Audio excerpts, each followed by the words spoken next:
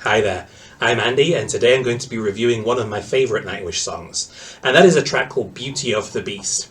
Now this is a song that's somewhat underrated, and that's probably because there's not a whole lot of good live footage of this track out there, because it's not been played all that often in their live sets. But that's not going to stop me, because I'm not most reactors. I'm reviewing a song that I know well, rather than pulling in a song to react to for the first time. Which means I know Beauty of the Beast already, it's one of my favourites, and it would be wrong to leave it out for a couple of reasons.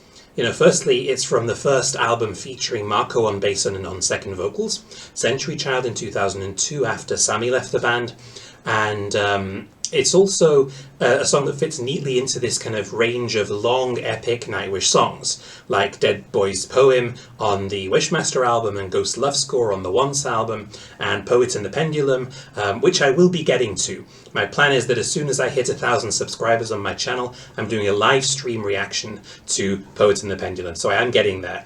But it fits into this row, and it would be wrong not to include it just because there isn't a perfect live video out there. So I've taken the best live video I can find, which is from Amsterdam in 2002. There is a version from Munich, but it's awful because it zooms in and out the whole time, and it just makes your eyes go dizzy. So we're going to look at Amsterdam, and I know that the video and audio quality aren't perfect, but they're the best I can find. So we're just going to go with that. I also want to mention, I've noticed on a couple of my past videos now that people have started getting into the Tarja versus Floor debates. I'm not here for that. There may be channels where the reactor is there for that. I'm not. I love them both. I'm a huge fan of both of them. And, they're friends. Let's just be nice. Why not? They both were fantastic for Nightwish. And remember, Tarja is the original vocalist. We can't take that away from her now just because Floor's amazing too. So let's just be kind about it all. Let's just appreciate the fact that they're wonderful vocalists. And since Floor has never done a live version of Beauty of the Beast or any other version that I know of, although I really wish she had with Marco together, that would have been so cool. But it hasn't happened. So let's just go with the best version we can find, and that is this one. So this is Beauty of the Beast 2002 in Amsterdam. Let's do this.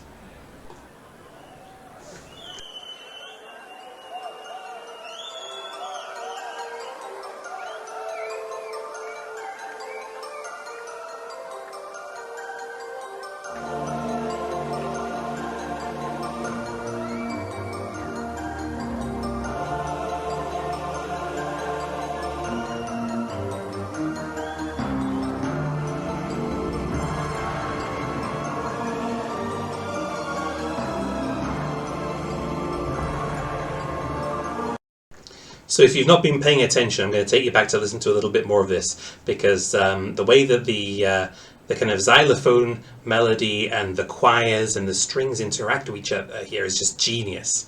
We've not got into the vocals yet, but I want to just take you back and listen to that a little bit more, because it's just fantastic. Here we go.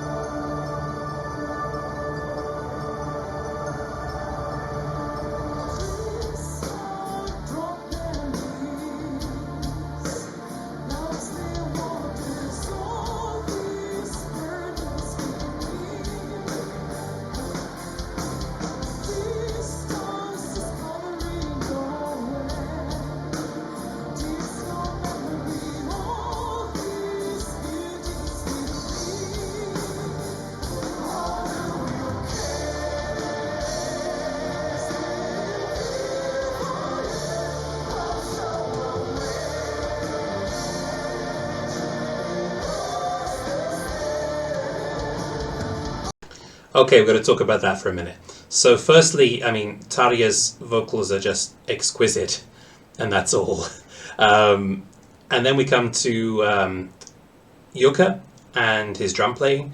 I love the way that the snare punches through, despite the fact that the audio quality here is not amazing. You really hear it punching through, and you hear the double bass figures as well, sometimes even kind of turning around the timing of the bar.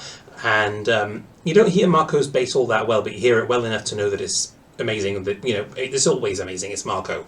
But yeah, Marco doing Marco. And you hear strings from Thomas, and they sound great as well. You don't hear electric guitar, the Nightwish formula. And when you get into the chorus, you do, of course, hear it. So Nightwish formula being successful again. There we go. Okay, so let's carry on.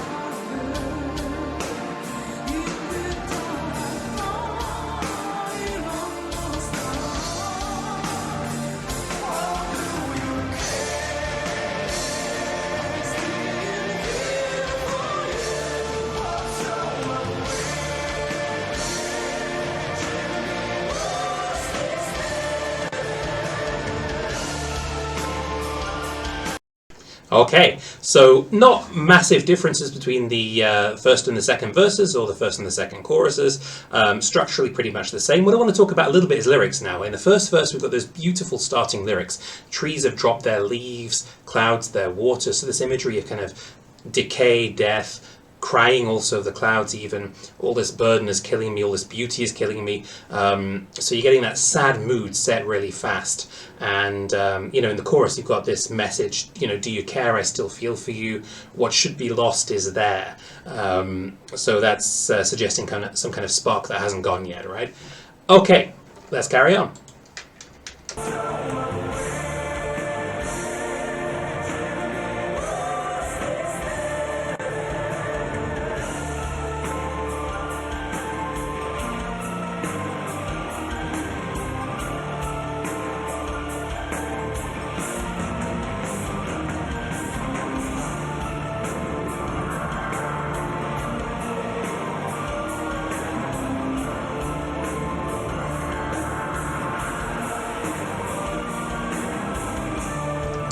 Before it gets louder, let's talk a bit more about that instrumental part. Fantastic again, you know, I mean, Thomas's melody cutting through there, and also the drums still really holding it together beautifully. You don't hear a lot of guitar, but you hear that there is some rhythm guitar going on underneath there. You know, Talia, she's not really doing much. She's looking a bit kind of less sure of herself than you may have expected, given the performances that you see on the, let's say, End of an Era DVD. But you remember, you know, Nightwish haven't really gone global yet. It was the Once album that did that, and maybe she's not quite as sure of herself as a front person as she becomes later on. But I think that's kind of sweet, you know. I think she's still there, she's in the moment.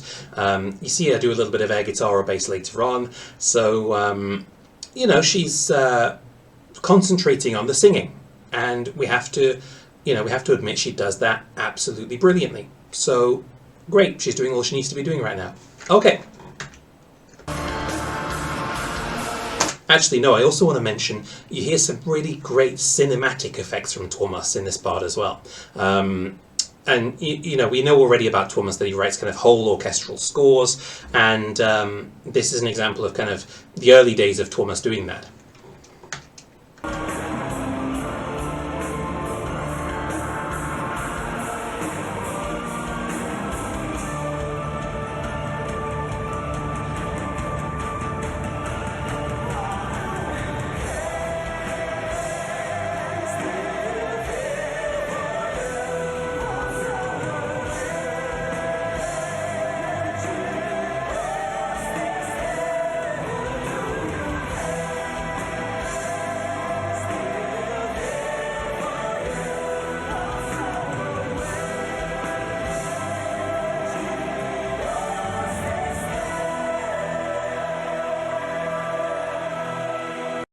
Okay, before we carry on, this is kind of the end of the first part of the song, because this is like a three-part song, and the first part is called Long Lost Love, so that's what we've just heard, and now we're going to the second part of the song, which is called One More Night to Live.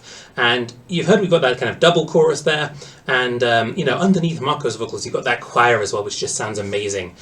Also something that you don't really want to leave out live. I know that Nightwish use a lot of backing tracks, and I find that perfectly okay. You can't bring that whole choir onto the stage with you all the time, so I have no issue with that at all. So yeah, great sounding third chorus there. So let's carry on into this next part. Let's carry on with One More Night to Live.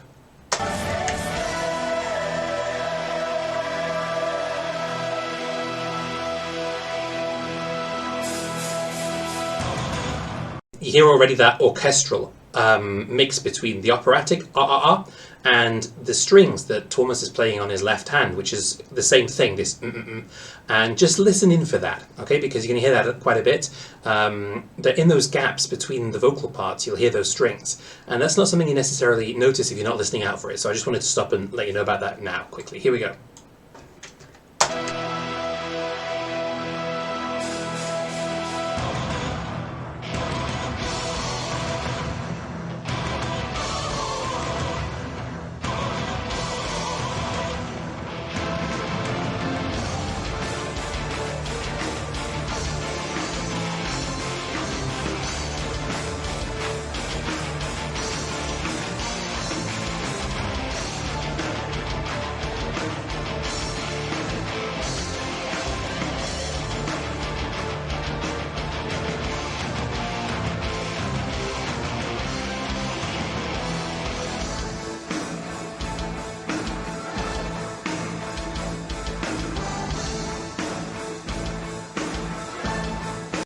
Okay, before we get into the vocals, you know, this part is a lot of fun.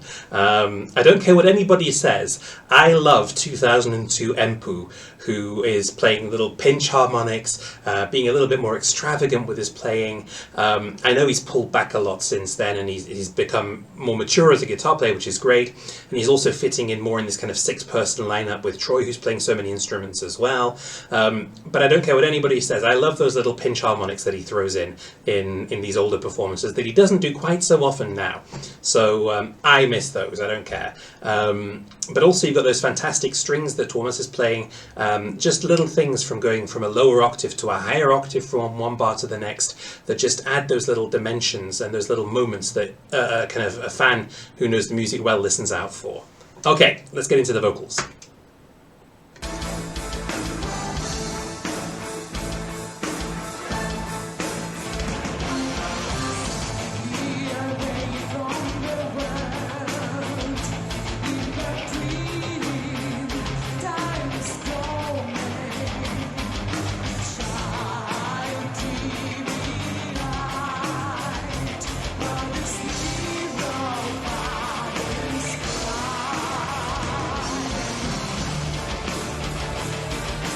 You see, now she's getting into it. Now she's kind of pulling the audience in more as the song's picking up more.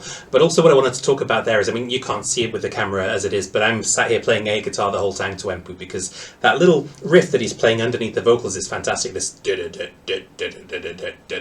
and Thomas is playing exactly the same thing on his strings as well, so you can see his hands moving along with Empu's playing there too.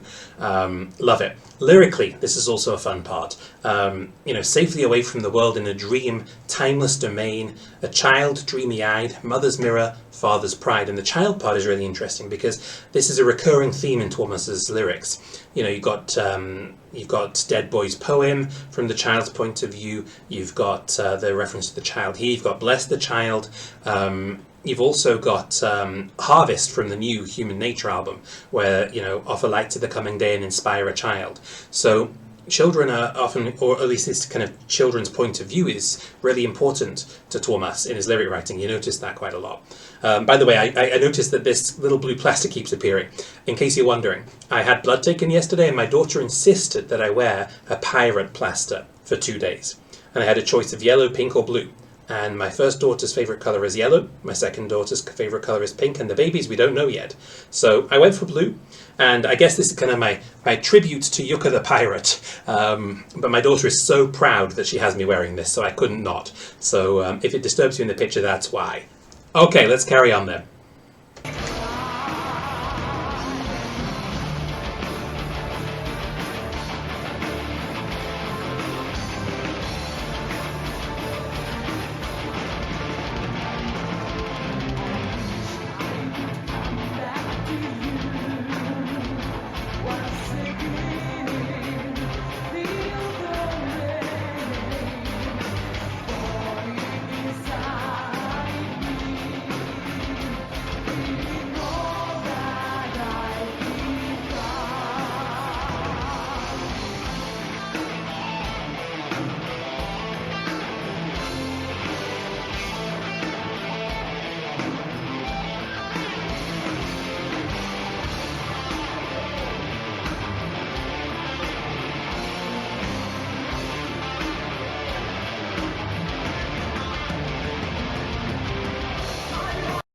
Nope, we're going to go back and listen to that guitar solo again because I love it.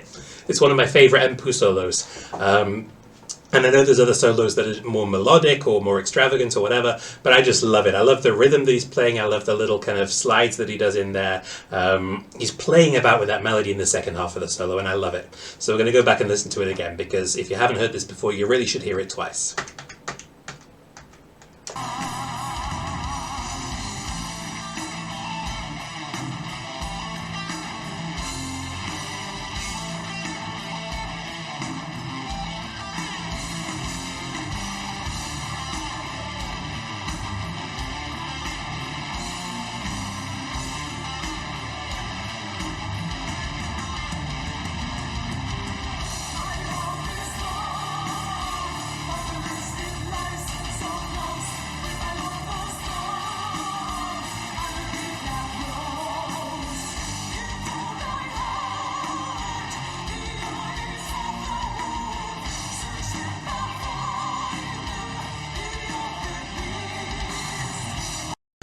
And just as he does that beautiful little kind of, he's playing those bar chords and he's do-do-doom. Just a really accomplished guitar player who knows where his hands are on the fretboard. And, that's not something that every guitarist can say, including me. So love it.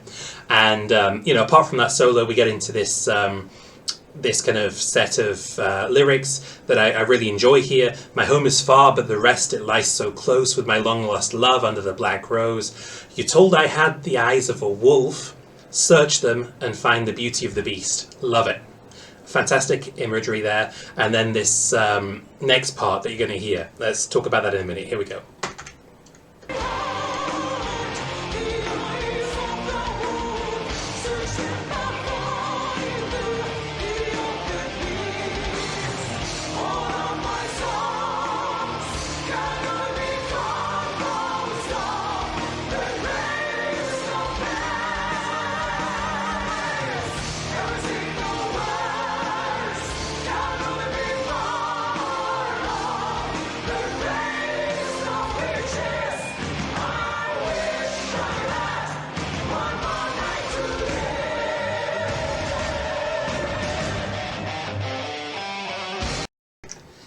Like the vocal chemistry between Tarja and Marco there is just astounding, and I love that kind of still of Jukka there. That chorus, man, that chorus, all the feels. All of my songs can only be composed of the greatest of pains. A line like that from Tuomas, wow. Every single verse can only be born of the greatest of wishes. And again, this wish, from Nightwish, there's a lot of lyrics again that reflect this wish of the night, for example, that you hear in Dead Boy's poem. So there's lots of lyrics that kind of go back to this theme of wishes as well. And then I wish I had one more night to live. Wow, So we'll go back and listen to that chorus again and carry on from there, where we can see Jukka do that again.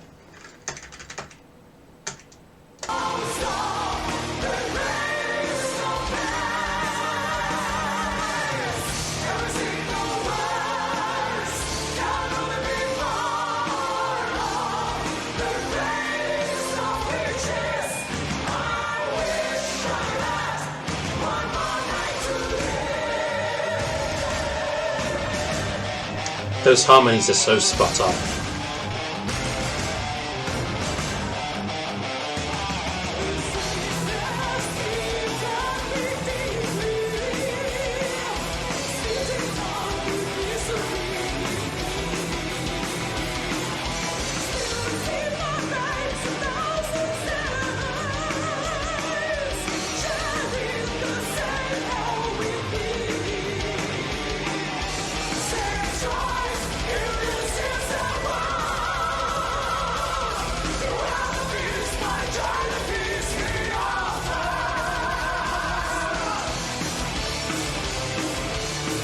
We've got to talk about that. So you've got this kind of bridge part and fantastic guitar playing from Empu underneath that as well. And then you get to some of the best lines of the song. Sanest choice in this insane world. Beware the beast, but enjoy the feast he offers. And while they're singing that, I always thought that it was Tarja who was going high with her voice, but no, like on the album version, you hear that Tarja is not going high with the vocals, but in this live version, there's a really high note up there, which I'll play back and you can hear. And it turns out it's Marco going really, really, really, really high. I mean, it's no surprise by now what Marco can do with his vocals, but I mean, this is like one of the first songs that people got to know with Marco being involved. And I don't know how in 2002 this wasn't completely exploding around the world with these vocal performances with these two that you're hearing here. It escapes me, but still. Okay, let's go back and listen to that.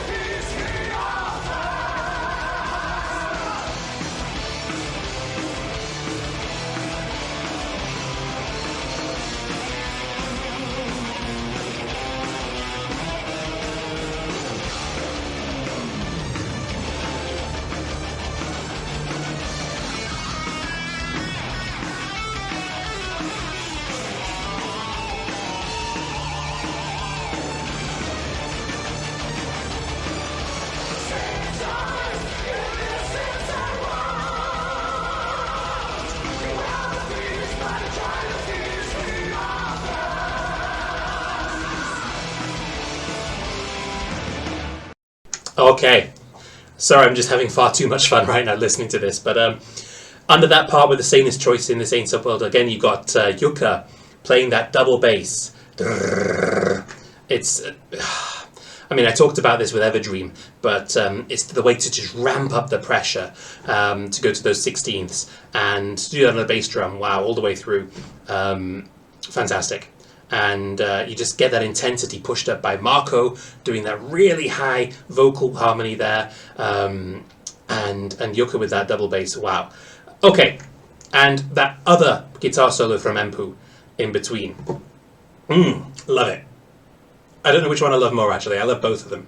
I can't decide. Probably the first one a little bit more just because of the melody, but I just wish that I could one day get to hear Empu play on this live. That would make me so happy. I doubt it'll happen, but, you know, one can dream, right? Okay.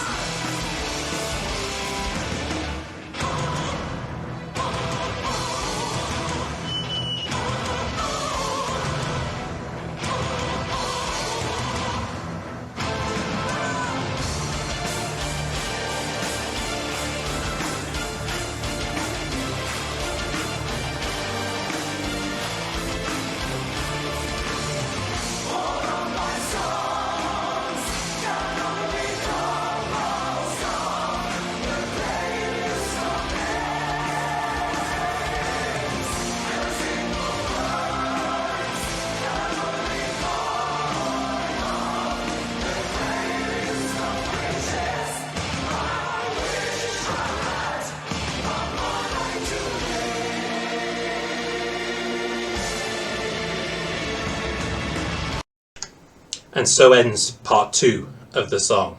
Yeah, where do I start now?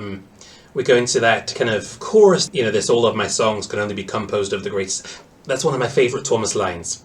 And that's because we know the kind of place that Tuomas sometimes writes his lyrics from. And you know, there's so many epic songs that Tuomas writes, particularly The Poet and the Pendulum, talk about his feelings, but also Dead Boy's poem. And this line just fits in so well with that. Also, you know, going back to what I talked about with Dead Boy's poem, just at the end there, you heard a suspended 4th chord again over the 3rd, and it's a beautiful transition and really kind of cinematic, moody, and just a great way of kind of pulling from one part of the song to the next. Okay, so we're now going to the 3rd part of the song and final part, which is called Christabel. Here we go. Let's do it.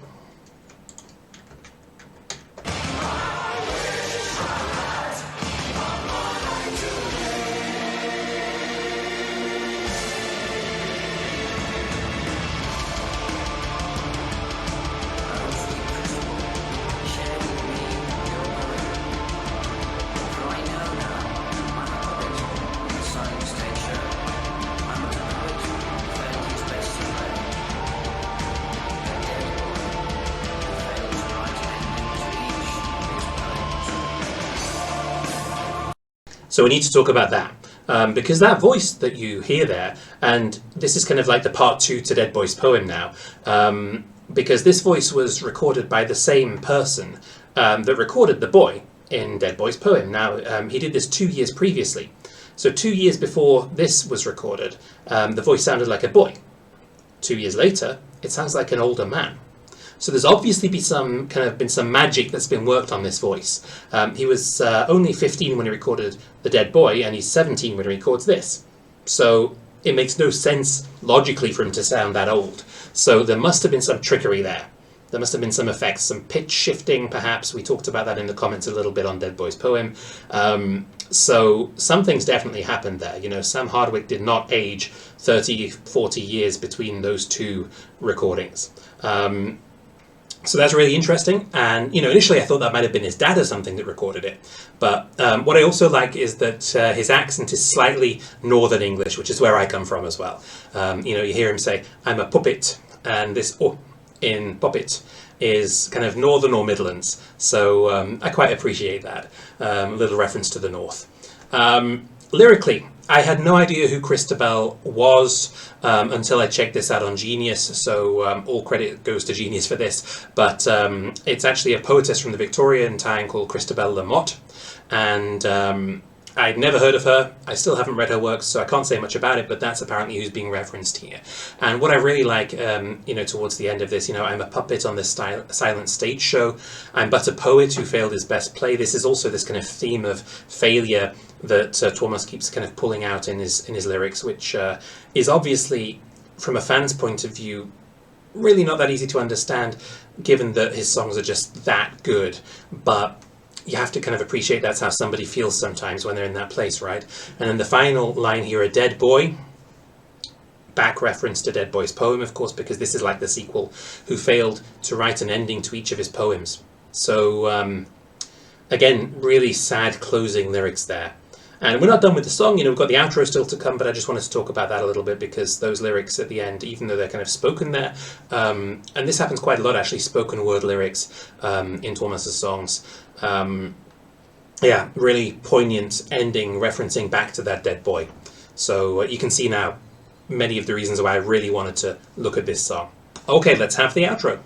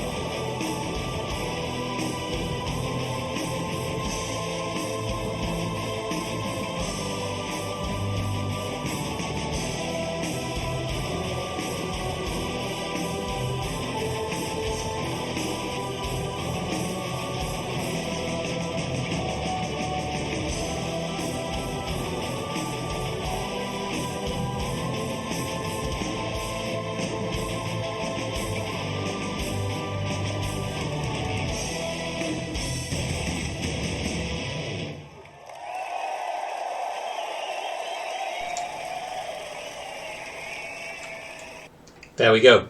So that outro, you know, not a lot's happening. It's quite repetitive in the way that it's set up. But again, beautiful vocals from Tarja there, quite unassuming in a way. They're not really dominant over the rest of the instruments there, but really dreamy in a way. And that, although, you know, it's still epic. The drums, again, we've got to talk about those, because Yuka's just fantastic at building in these little details that a fan's going to listen back for. And I keep talking about this. I talked about it in Everdream and in Ghost Love Score.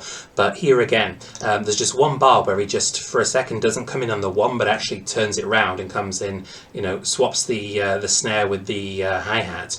And just little details like that. At the end as well, it's important to note that on the album, this track fades out. So they had to find a good way of ending it live.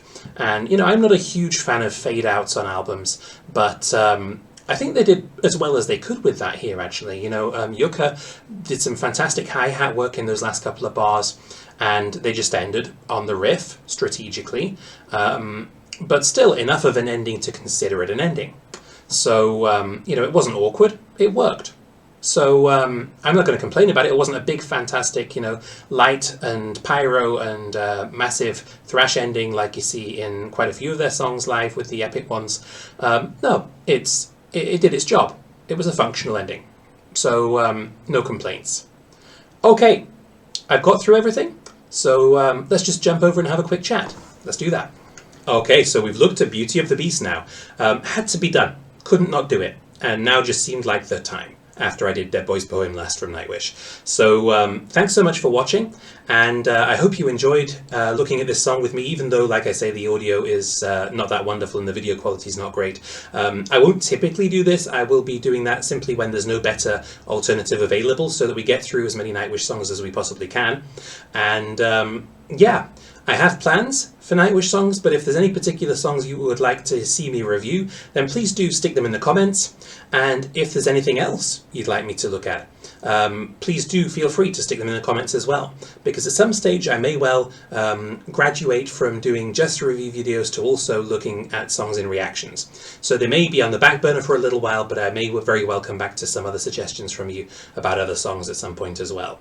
So I also want to do a shout out to the lovely people over at the Night Dreamers Reactor Side Discord server. If you're a Nightwish fan, that's a great place to be, because there's lots of wonderful people who have lots of knowledge about Nightwish and always help kind of point us on the right direction when we're thinking about what to do with our reactions and our reviews next. And on top of that, you can get hold of me on all of the social media channels that you can see listed over there on the right side of the screen. I'm on all the usual channels, so please do feel free to connect with me there. And please do not forget to subscribe to this channel if you enjoyed what you've been watching, because I'm aiming to hit that 1,000 subscriber that milestone relatively soon, and as soon as I do, I'll be setting up a live stream where I'll be looking at Poet and the Pendulum by Nightwish together with everybody who's on the stream. So that's a milestone I'm looking to crack fairly soon. So let's do that together. Okay folks, thank you very much for joining me. Until next time, I'm Andy Jones. Bye bye.